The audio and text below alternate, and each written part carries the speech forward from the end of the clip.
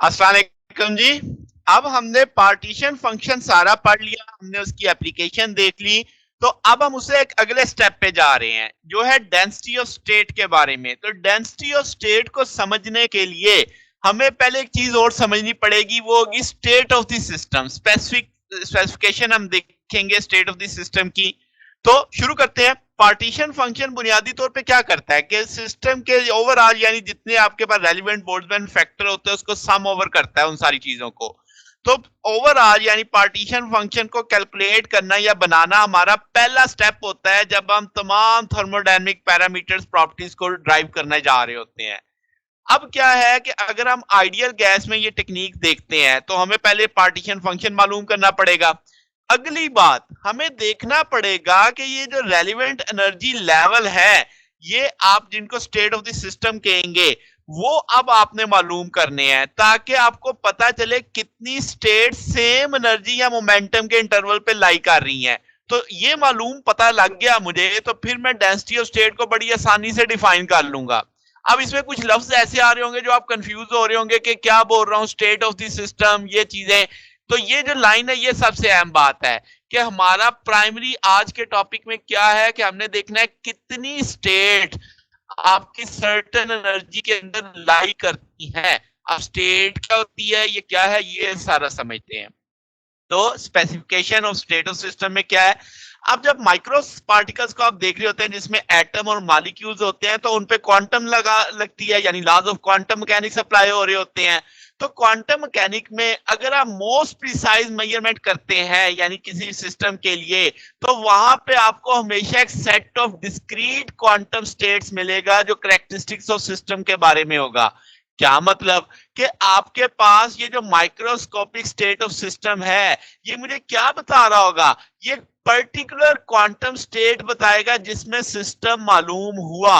यानी कि आप सिस्टम की स्पेसिफिकेशन एक सर्टेन क्वांटम स्टेट के अंदर आपको पता चलेगी। अब और अगर मैं डिटेल में बताऊं तो हर क्वांटम स्टेट जो एक आइसोलेटेड सिस्टम की होगी उसकी एक मखसूस एनर्जी होगी, और उस मखसूस एनर्जी को हम क्या नाम देंगे, एनर्जी लेवल। तो सादा सादा बात करते हैं कि आपके पास एक माइक्रो पार्टिकल्स का सिस्टम है, ठीक है। आपने उस सिस्टम को डिफाइन करवाना है, तो आपको वहां पे जब आप उसको सिस्टम को डिस्क्राइब कर रहे होंगे तो एक पर्टिकुलर क्वांटम स्टेट बताएंगे कि भाई इस पर्टिकुलर क्वांटम स्टेट के बारे में हम बात कर रहे हैं। ओके होगी बात। अब वो जो पर्टिकुलर क्वांटम स्टेट होगी उसकी कुछ ना कुछ मखसूस एनर्जी होगी, उस मखसूस एनर्जी को क्या नाम दिया, एनर्जी लेवल। अच्छा, अब ये एक बड़ी अहम बात है, आगे मैंने हाईलाइट की रेड कलर में, कि एक एनर्जी लेवल के साथ यानी जो आपका एनर्जी सेम एनर्जी है उसके साथ बहुत सारे क्वांटम स्टेट्स उसकी हो सकती हैं। बात समझ आई। तो आपके पास यानी सेवरल स्टेट्स जो है वो सेम एनर्जी के साथ बिलोंग कर सकती हैं। तो आपके पास अगर ऐसा होता है तो उन क्वांटम स्टेट्स को हम क्या कहते हैं, डीजेनरेट, जो हमारा आज का बेस बनेगा जो हम कैलकुलेट करेंगे। तो डीजेनरेसी भी से बोलेंगे। तो अब जब जब डीजेनरेट का आएगा तो आपको पता चलेगा कि बहुत सारी क्वांटम स्टेट्स एक ही एनर्जी के साथ कॉरेस्पॉन्ड कर रही हैं।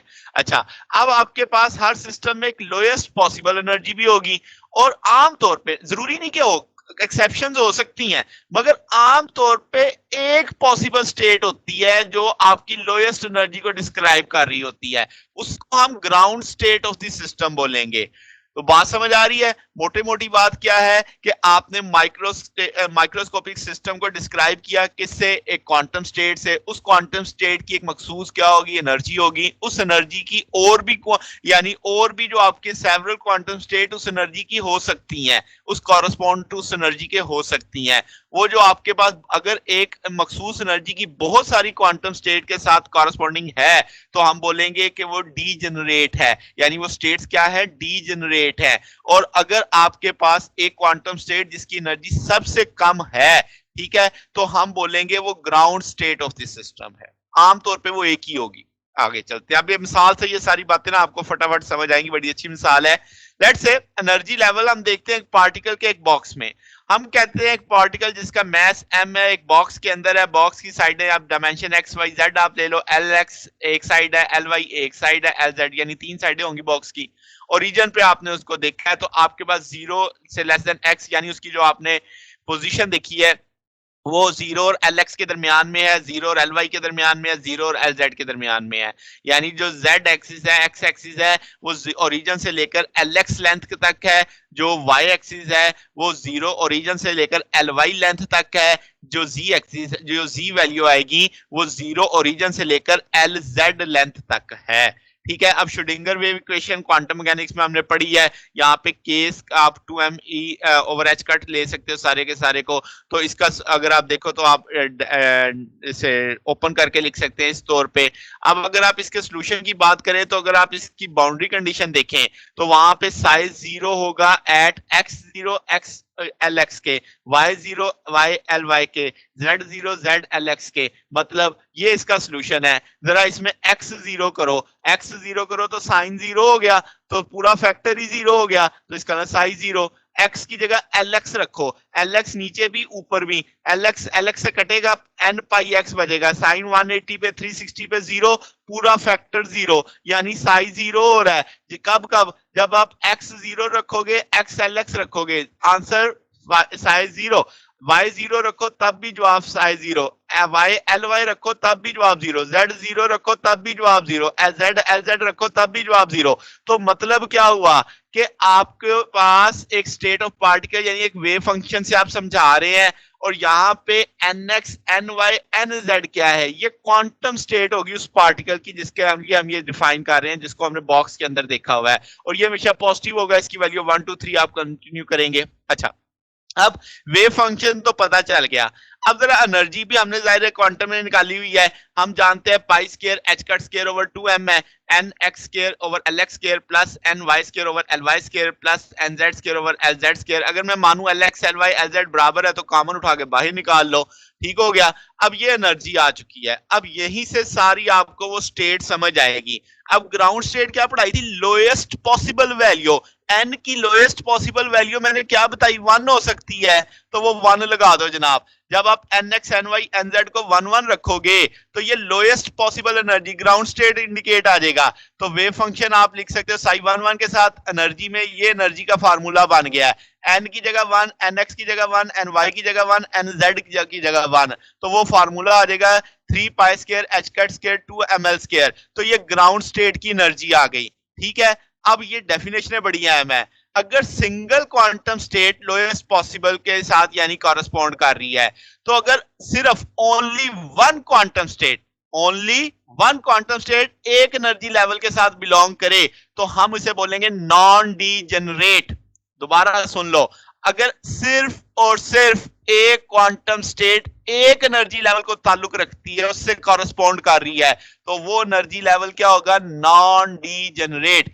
अब ये ग्राउंड स्टेट जाहिर है, इसमें आपको क्या है कि आपका एक ही एनर्जी लेवल आ रहा है आपके पास, यानी कि लोएस्ट पॉसिबल एनर्जी है। तो ये ग्राउंड स्टेट क्या है? नॉन डीजेनरेट, क्योंकि एक ही क्वांटम स्टेट होगी जिसका ये जवाब आएगा, जिसकी ये एनर्जी आएगी, तो ये नॉन डीजेनरेट हो गई। बात समझ आ गई? मैं फिर बोल दूं, एक ही क्वांटम स्टेट होगी जिसकी ये वाली एनर्जी बनेगी, तो इसलिए ये चूंकि अब ग्राउंड स्टेट है तो ग्राउंड स्टेट क्या होगी? Non degenerate. अब जरा आपके ज़हन में आ रहा होगा कि हो सकता है मुख्तलिफ क्वांटम स्टेट्स ऐसी हो जिनकी एक एनर्जी आ जाए, यानी फार्मूले में कीमत रखो, जवाब हर दफा एक ही आ जाए, वो मुख्तलिफ स्टेट हो। तो अगर ऐसा होता है कि डिफरेंट क्वांटम स्टेट का जवाब सेम एनर्जी लेवल पे आ रहा है, तो उन एनर्जी लेवल को क्या बोलना है? डीजेनरेट। यानी कि आपके पास आपने जो nx के ny की वैल्यू प्लेस करनी है, तो वो आपके पास स्केल लेके जो भी आंसर आएगा, मैं मिसाल से समझाता हूं तो वो डीजेनरेसी समझाएगा। मिसाल के तौर पे ये तो ग्राउंड स्टेट मैंने दोबारा लिख दिया ना। अब 1 1 2 1 2 1 2 1 1, अगर आप इसको इस फार्मूले में प्लेस करो जरा, तो इस फार्मूले में जब आप प्लेस करोगे तो जवाब आपका यही आएगा 6 pi square H cut square. इसका मतलब 3 क्वांटम स्टेट्स एक एनर्जी को बिलोंग कर रही हैं। तो आपके पास इसी तरीके से E1222 E2212 और 221, इसका इन तीनों स्टेट्स का क्वांटम स्टेट का यही एनर्जी हर बार आएगी। इसी तरीके से E113 E311 E311, ये 3 क्वांटम स्टेट्स है, इनकी एनर्जी हर बार यही आएगी। E222 इसकी एनर्जी यही आएगी। इसका मतलब ये वाली एनर्जी इसके अलावा किसी और स्टेट की मुमकिन नहीं है। तो E22 ये जो 5 नंबर पे पॉइंट आ रहा है ये नॉन डीजेनरेट है, क्योंकि इसके अलावा इस स्टेट के इस क्वांटम स्टेट की सिर्फ यही पॉसिबल एनर्जी है, कोई और क्वांटम स्टेट ये एनर्जी नहीं रख सकती। और अब जरा 6 नंबर पॉइंट देखो, तो 6 आपकी क्वांटम स्टेट्स ऐसी हैं जिनकी ये वाली एनर्जी आएगी। तो इसका मतलब अब आप क्या हासिल हुआ कि डीजेनरेसी आपको समझ आई कि सेकंड, थर्ड और फोर्थ, यानी ये सेकंड, थर्ड और फोर्थ में कितने तीन क्वांटम स्टेट्स थी जिनकी एक ही एनर्जी आ रही थी। तो हम बोलेंगे ये 3 फोल्ड डीजेनरेट है। जैसे मैंने फिफ्थ का बोला ये नॉन डीजेनरेट है, क्योंकि एक क्वांटम स्टेट एक एनर्जी के लेवल के साथ रिलेट कर रही है। और जरा 6 नंबर को देखो, तो ये 6 फोल्ड डीजेनरेट है। 6 फोल्ड डीजेनरेट का मतलब 6 क्वांटम स्टेट्स ऐसी होंगी जिनकी सेम एनर्जी लेवल के साथ जिनकी वैल्यू आ रही होगी। ठीक है, 7th वाले की भी कितनी है, 3 फोल्ड एनर्जी स्टेट है। ये समरी मैंने लिख दी, जो मैंने ये 7 पॉइंट्स बनाए थे उनकी ये समरी यहाँ पे आ गई। आपको डीजेनरेसी समझ आ जाएगी किसकी कितनी कितनी डीजेनरेसी है। तो मुद्दा समझ आ गया।